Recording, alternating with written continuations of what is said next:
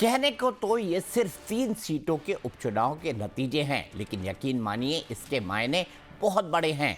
इन 3 नतीजों ने देश की सबसे बड़ी पार्टी बीजेपी के भीतर एक ऐसी खिचड़ी को सतह पर ला दिया है जिसकी आंच बहुत दूर तक जाने वाली है। बिहार का बांकीपुर, मध्य प्रदेश की दतिया और गुजरात का मांजलपुर, इसके नतीजों पर देश की नजरें गड़ी थी। मांजलपुर में तो बीजेपी ने अपना किला बचा लिया, लेकिन बांकीपुर से जनसुराज के प्रशांत किशोर का जीतना और दतिया से कांग्रेस का झंडा एक बार फिर से फहरना राजनीति की पूरी कहानी को ही पलट कर रख गया है।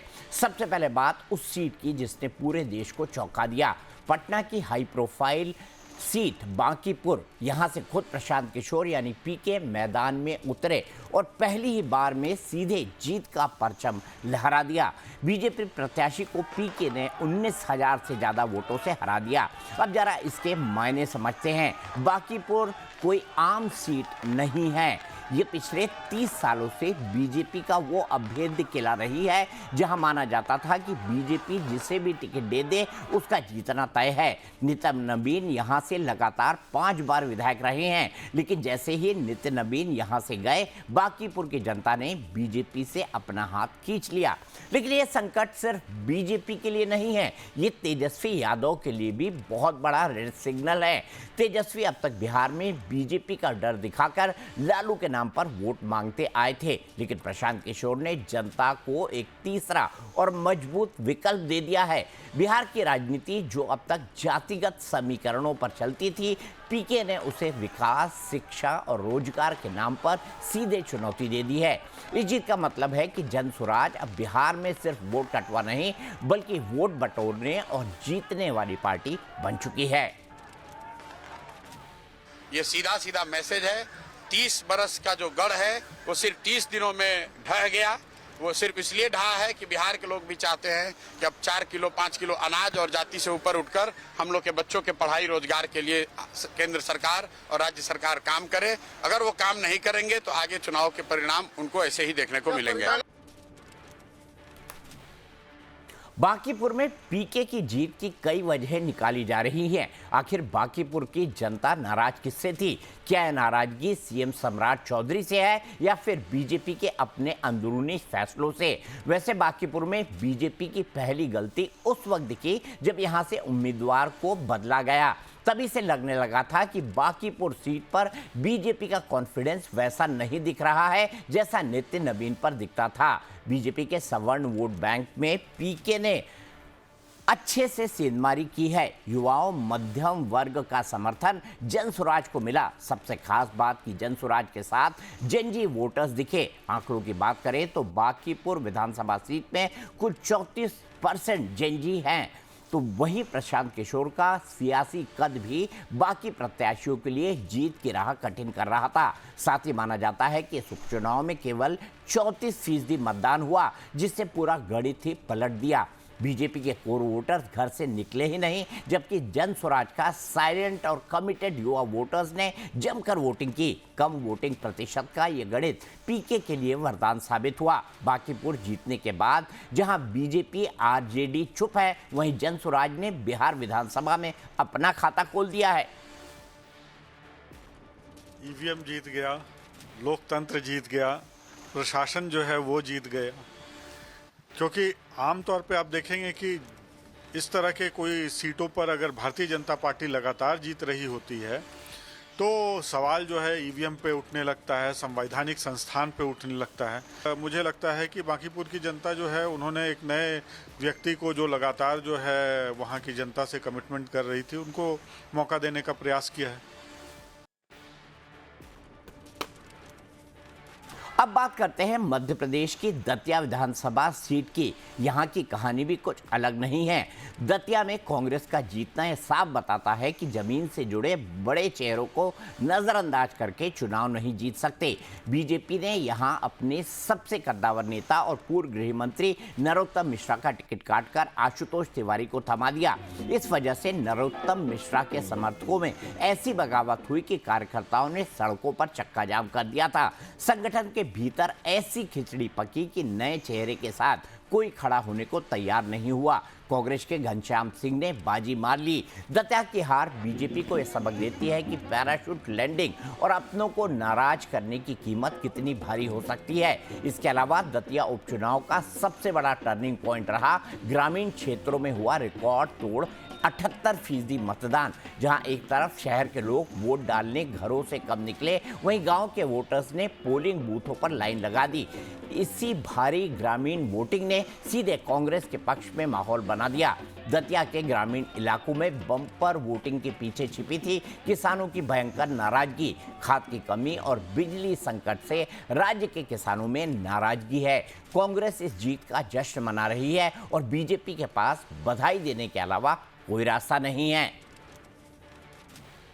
दतिया के मतदाता भाइयों और बहनों ने जिस प्रकार से 2023 में हमें जिताया था, उसी हिम्मत के साथ आज फिर उपचुनाव में हमें आपने जो विजय दिलाई है, आप सबके प्रति आभार व्यक्त करते हूँ। मैं कांग्रेस के उन सभी कार्यकर्ताओं को, जाबाज कार्यकर्ताओं को, जिन्होंने कि सब दुख दर्द सहकर भी कांग्रेस का साथ नहीं छोड़ा। मध्य प्रदेश की जो असली स्थिति थी, जो अखंड पराकाष्ठा थी आतंक की, अहंकार की, करप्शन की, भ्रष्टाचार की, उस चेहरे को बेनकाब कर दिया। जो मध्य प्रदेश की बीजेपी की आज की सरकार है, उसकी असली चेहरा दतिया की जनता ने अपनी जिम्मेवारी को निर्वहन किया इस चुनाव के माध्यम से। मैं उनको श्रेय देता हूँ, बधाई देता हूँ। दतिया के परिवारजनों के खूब खूब खूब जीवन भर ऋणी रहेंगे हम लोग, जिन्होंने मध्य प्रदेश में नींव रख दी 2028 के भारतीय जनता पार्टी के इस कुशासन के बदलाव की। दतिया चुनाव कांग्रेस की सीट कांग्रेस के पास है। ये अलग बात है कि पिछले विधानसभा चुनाव से भी हमने 1700 वोट ज्यादा पाए। चुनाव में जनतंत्र में हमारे प्रति जनता का विश्वास, बीते विधानसभा चुनाव के बाद 29 की 29 लोकसभा अगर जीती है तो आजादी के बाद पहली बार भारतीय जनता पार्टी ने जीती है। ये लोकतंत्र में चुनाव इसी बात के लिए कहते हैं। हमने अपनी बात रखी, कांग्रेस ने अपनी बात रखी, जनता ने जो निर्णय किया हम उसको सिरोधारी करते हैं। तो बात सिर्फ इन 3 सीटों की हार जीत की नहीं है। भले ही यह सिर्फ 3 सीटें थी, लेकिन यहां से निकला राजनीतिक संदेश बहुत दूर तक गया है। बिहार में जहां प्रशांत किशोर ने खाता खोलकर तेजस्वी और एनडीए दोनों की रात की नींद उड़ा दी है, वहीं मध्य प्रदेश में कांग्रेस ने साबित कर दिया है कि किसी पार्टी के अंदरूनी बिखराव का फायदा दूसरी पार्टी कैसे उठा सकती है। तो देखिए, ये 3 उपचुनाव, पटना में जन स्वराज का जश्न। ये तस्वीर आप देख रहे हैं पटना में आज पीके के पार्टी के लोगों की, प्रशांत किशोर की जो है वो जीत ने उनको दीपावली जैसा त्यौहार मनाने का अवसर दे दिया है। तो ये प्रशांत किशोर का विक्ट्री जुलूस निकल रहा है। उधर मध्य प्रदेश के दतिया में कांग्रेस की जीत हुई है। नरोत्तम मिश्रा का टिकट यहां से कटा था, आशुतोष तिवारी को दिया गया था। कांग्रेस के प्रत्याशी घनश्याम सिंह यहां से जीत गए हैं। वहीं गुजरात में बीजेपी को फिर से जीत मिली है। लेकिन इस हार के राजनीतिक मायने क्या है, इसी को समझने के लिए हमारे साथ अनंत अमित हैं, बीजेपी के प्रवक्ता। हमारे साथ वैभव शुक्ला हैं, कांग्रेस के प्रवक्ता, और हमारे साथ रिटायर्ड कर्नल पीके चौधरी हैं, जन स्वराज पार्टी के प्रवक्ता। आज चौधरी साहब, कर्नल साहब, आपका दिन है, इसलिए मैं शुरुआत आपसे ही करूंगा।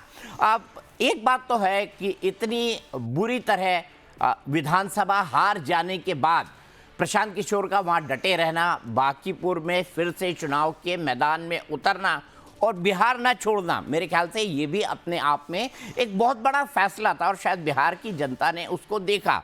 आपको क्या लगता है, इस जीत के क्या बड़े फैक्टर्स रहे आपके हिसाब से, जिसने जन स्वराज को जो है यहां तक पहुंचाया, पीके को विधानसभा का रास्ता जो है वो प्रशस्त किया? जी दीपक जी नमस्कार, और आपके चैनल पर सबको नमस्कार, प्लस पैनलिस्ट को भी मेरा नमस्कार। देखिए, सबसे पहले तो मैं ये बताना चाहूँगा कि किसी भी इलेक्शन में जो पार्टियां होती हैं वो सिर्फ पार्टियां नहीं होती, उसके अलावा एक और पार्टी होती है जो कि कॉन्स्टिट्यूंसी खुद है। जहाँ पर टेस्ट कैंडिडेट और पार्टी का होता है, उसके साथ साथ कॉन्स्टिट्यूंसी का भी टेस्ट होता है। बांकीपुर की जनता और बिहार की जनता ने उस टेस्ट को हमेशा पास किया है। 30 साल पहले, 30 साल तक लगातार उन्होंने जब नितिन नवीन जी को जिताया तो भी वो टेस्ट पास कर रहे थे। जब जनसुराज आई पहली बार और उसमें जनसुराज को हराया तो भी वो टेस्ट पास उन्होंने किया, और अब जब प्रशांत किशोर को उन्होंने जिताया है तो भी टेस्ट उन्होंने पास किया। और इसका मैं कारण देता हूँ। इसका कारण ये है कि बिहार के पास विकल्प नहीं था।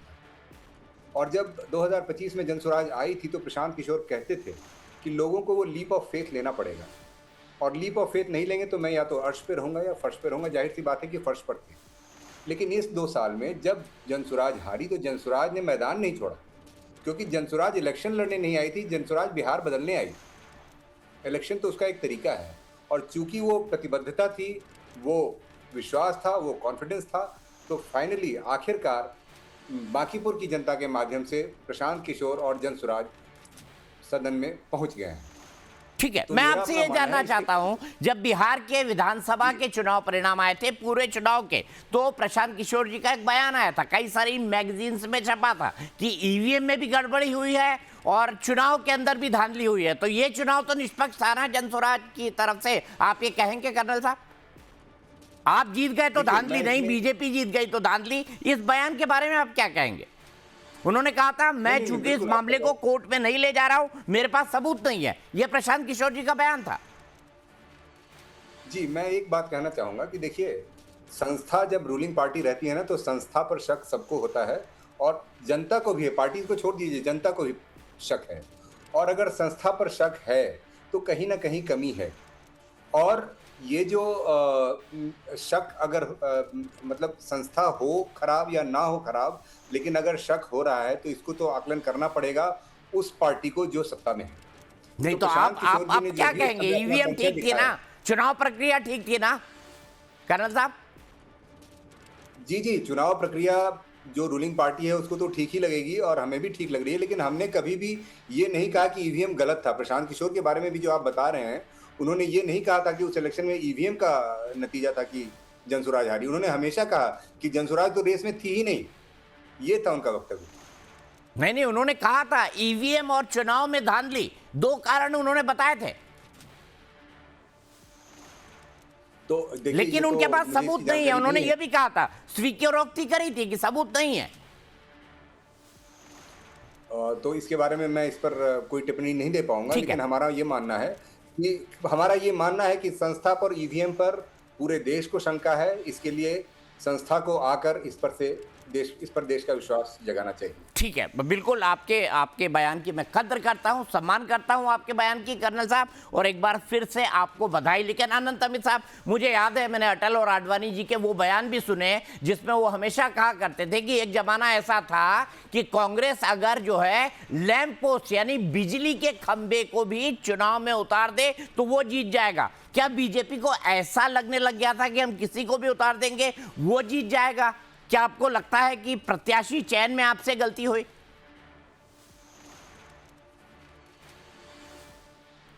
अनम्यूट कर दीजिए आनंद जी।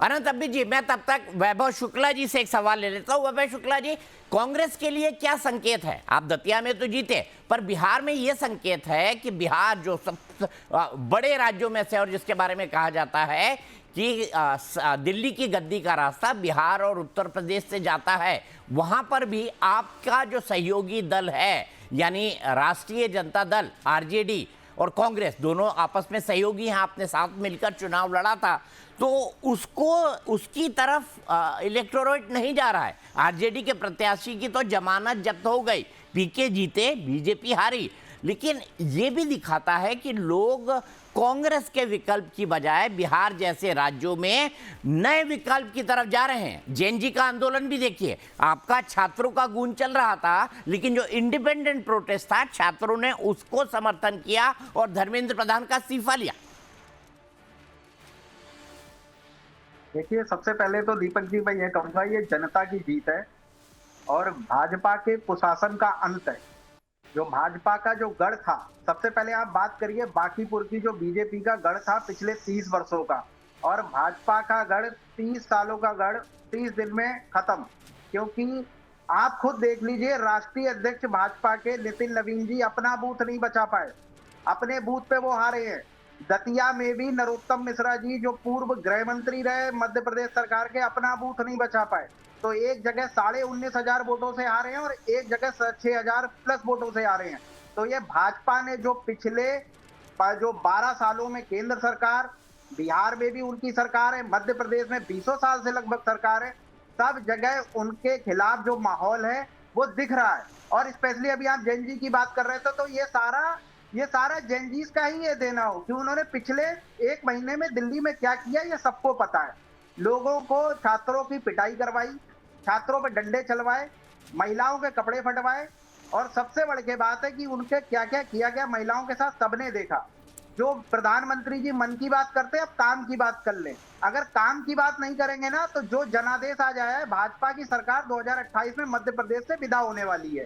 सेम भाजपा की सरकार बिहार में उनके लिए बहुत बड़ा एक मुंह पे तमाचा है कि राष्ट्रीय अध्यक्ष जी अपनी सीट नहीं बचा पाए, जहां से वो खुद 5 बार एमएलए रहे, और जो गढ़ था भाजपा का। तो इससे बड़ी हार क्या होगी कि आप अपना गढ़ नहीं बचा पा रहे, आप मध्य प्रदेश में अपना गढ़ नहीं बचा पा रहे। जो नरोत्तम मिश्रा जी इतने सीनियर लीडर, गृह मंत्री मध्य प्रदेश सरकार के रह चुके हैं, वो अपना गढ़ नहीं बचा पा रहे। तो भाजपा का कुशासन का अंत है। मध्य प्रदेश में भी अभी भी जल्दी एक आंदोलन चल रहा है, किसान आंदोलन चल रहा था, उसमें भी वो मूंग की दाल के लिए कह रहे थे।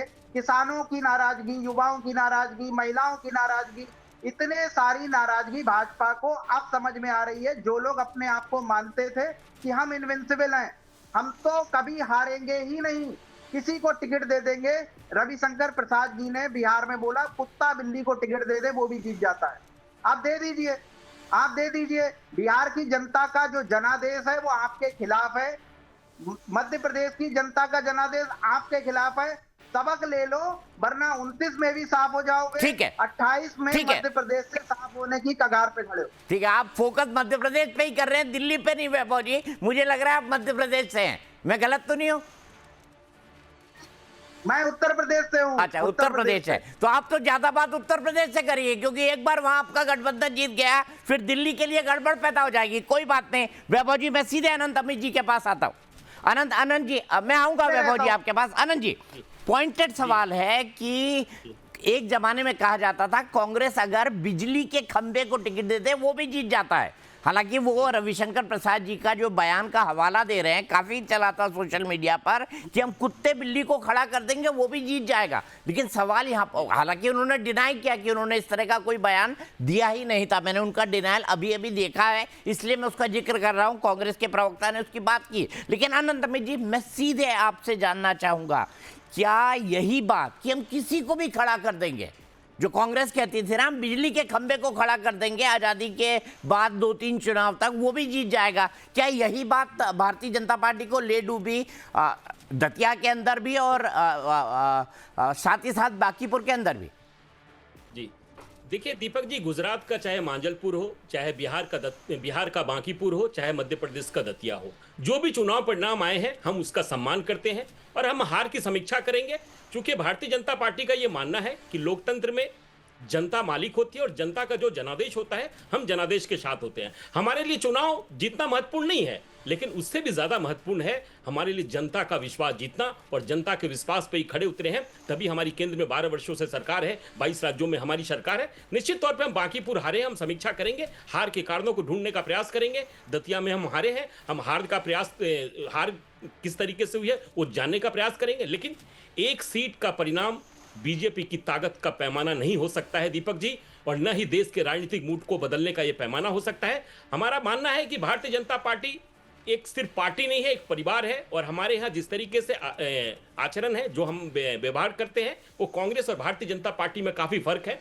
भारतीय जनता पार्टी एक कार्यकर्ता को भी टिकट देती है, कार्यकर्ता को भी राष्ट्रीय अध्यक्ष बनाने की क्षमता रखती है। तो भारतीय जनता पार्टी जिस तरीके से काम करती है ये पूरे देश और दुनिया में। पर अनंत अमित जी, मैं जितने भी राजनीतिक समीक्षकों को पढ़ रहा हूं आज, वो सब कहते हैं ना कि सूरज अगर चढ़ा है, चढ़ता, आपने वो कव्वाली तो सुनी होगी, चढ़ता सूरज धीरे धीरे ढलता है ढल जाएगा। लोग ये कह रहे हैं कि वाकई में कि क्या ये बीजेपी का सूरज बहुत ऊपर है, चमक रहा है, 12 सालों से आपकी सरकार है, लेकिन क्या ये उसकी शुरुआत है ढलने की? नहीं दीपक जी, ऐसा नहीं है। एक सीट पे हार जीत से ये इसको इस पैमाने पे हम नहीं जा सकते हैं, लेकिन निश्चित तौर पे हम समीक्षा करेंगे। सरकार में भी हम हैं तो सरकार और सत्ता और संगठन दोनों मिलकर हम समीक्षा करेंगे कि हार का कारण ढूंढने का प्रयास करेंगे और हम जनता के बीच में दोबारा विश्वास के लिए जाएंगे। और हमें पूर्ण विश्वास है कि माननीय नरेंद्र मोदी जी के नेतृत्व में जो विकसित भारत की संकल्प पूरे दुनिया देश ने लिया है उस पर हम खड़े उतरेंगे और जनता का विश्वास जीतने का प्रयास करेंगे। लेकिन दूसरा एक बड़ा सवाल जो आज चर्चा में है, सम्राट चौधरी भारतीय जनता पार्टी के मुख्यमंत्री, नीतीश कुमार के नाम पर आपने मैंडेट लिया लेकिन सम्राट चौधरी मुख्यमंत्री बने। खैर आपके गठबंधन का मामला है क्योंकि गठबंधन को जीत मिली। वैसे ही मोहन यादव, वो उनको भी ऊपर से बिठाया गया, सम्राट चौधरी को भी बिठाया गया। क्या ये आपके द्वारा बिठाए गए मुख्यमंत्री जो उस जनाधार के नेता नहीं हैं, उनके प्रशासन की, उनके गवर्नेंस की विफलता है? ये भी अनंत अमित जी एक बड़ा सवाल है। नहीं दीपक जी, देखिए माननीय सम्राट चौधरी जी का 30 वर्षों का राजनीतिक सफर रहा है बिहार पर में। आपके नहीं है वो, माना मोहन यादव जी पुराने आपके हैं, लेकिन सम्राट चौधरी जी दूसरी पार्टियों से आपके यहाँ है, आयातित नेता है। अगर ये कहा जाए, इस शब्द का मैं इस्तेमाल करूं तो गलत नहीं होगा। बिल्कुल मैं आपके बात से सहमत हूं, लेकिन जिस तरीके से उन्होंने विगत 8 वर्षों में पार्टी में संगठन में जो काम करने का काम किया था, प्रदेश अध्यक्ष भी रहे, उनके बाद उनको उप मुख्यमंत्री बनाया गया। उनके कार्य क्षमता को देखते हुए पार्टी ने निर्णय लिया था और पार्टी का निर्णय, पार्टी पूरे चीजों की समीक्षा करेगी। और जहां तक मध्य प्रदेश का दतिया का बात है, हम वहां भी हारे, वहां भी समीक्षा करेंगे। इससे पहले भी हम 23 में हारे थे, उसके बावजूद हम वहां की जनता का विश्वास नहीं जीत पाए हैं। इस पे हम निश्चित तौर पे समीक्षा करेंगे और समीक्षा के बाद हम बताएंगे कि हार का कारण क्या है। लेकिन बार बार हम ये कह रहे हैं कि लोकतंत्र में जनता मालिक होती है। आज अच्छा हुआ कि बांकीपुर का चुनाव और दतिया का चुनाव हमने हारा। जो इस देश के एक्सीडेंटल एलओपी बार बार ईवीएम और चुनाव आयोग के ऊपर जो प्रश्न चिन्ह उठा रहे थे, कम से कम ईवीएम मौसी इस बार बच गई कि बदनामी से बच गई। हम तो इलेक्शन कमीशन को साधुवाद देते हैं कि उन्होंने जिस तरीके से चुनाव कराया 3 राज्यों में, वो चुनाव सफलपूर्वक कराया। लेकिन कांग्रेस आज इस पे कहेगी कि ईवीएम सही था, लेकिन कांग्रेस चूंकि नहीं करेगी। ठीक है वैभव शुक्ला जी, अब आप कहेंगे ना वोट चोरी नहीं होती है, आप अभी भी कहेंगे कि वोट चोरी होती है, ईवीएम खराब है, बैलेट पेपर पे चुनाव होना चाहिए। दीपक जी, वो डाउट हमेशा रहेगा। ये नहीं कह सकते कि आगे ये लोग नहीं करेंगे। देखिए क्या है ना, भाजपा कुछ भी कर सकती है चुनाव जीतने के लिए। अभी हमारे भाई साहब ने बड़ा लंबा वो किया कि मोदी जी जो हैं वो देश के बारे में सोच रहे हैं, युवाओं के बारे में।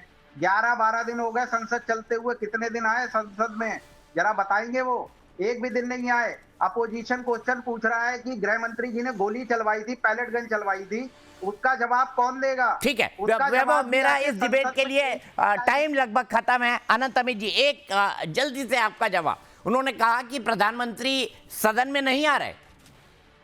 दीपक जी, इनसे पूछिए 10 घंटे की नीट की चर्चा हुई, क्या कांग्रेस ने कोई सुझाव दिया? क्या नीट पेपर लीक को लेके कोई सुझाव नहीं दिया। इनसे पूछिए कि इन्हीं की सरकार झारखंड में है। आज 10 दिनों से झारखंड के छात्र जेपीएससी, जेएससी, सीजीएल को लेकर सड़कों पर है, लेकिन क्या इनकी सरकार है झारखंड में? क्या उन बच्चों के साथ इनकी सहानुभूति है? ठीक है, पूरे वारिस में। ठीक है, इसके बाद अनंत अमित जी, वैभव जी रुक जाइए, मेरे पास इस बहस में वक्त इतना ही है। हमारा छोटा बहस होता है 1 घंटे का नहीं। मैं यहाँ पर एक ब्रेक के लिए रुकूंगा। कर्नल साहब, आप मेरे ख्याल से मेरे आगे जो है हमारी स्टोरी वो बिहार से रिलेटेड नहीं है, तो हमारे गेस्ट बदलेंगे। लेकिन कर्नल साहब, आपको एक बार फिर से जीत की बधाई।